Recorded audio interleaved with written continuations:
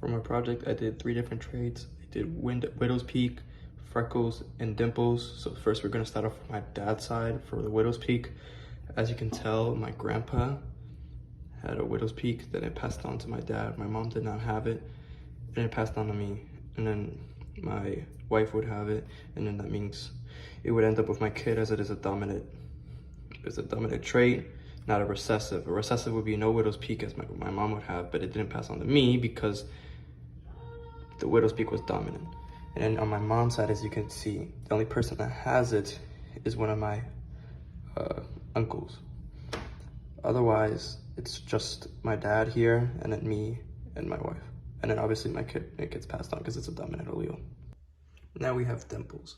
So on my mom's side, you can see that her dad has it, but my grandma does not have it. So then it passes on to her, which passes on to me and then my wife. My dad does not have it. No one on his family has it, as you can see here. No dimples whatsoever on my dad's side.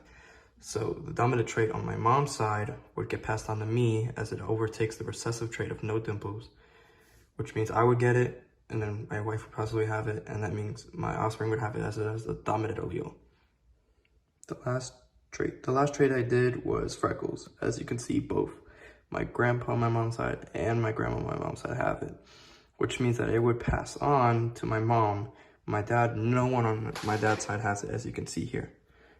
That would later be passed on to my brother and my sister, but I did not receive it, which is just very not normal, because obviously, as you can see, blue here is recessive, which you would think the dominant would beat the recessive, but it did not happen. And then my future wife would probably have no freckles. That means it would be passed on to my offspring. My offspring has no freckles, as you can tell that there's 2 recessive, so it overtakes the dominant. But as you can tell here, everyone on my mom's side has it besides me, which is very weird.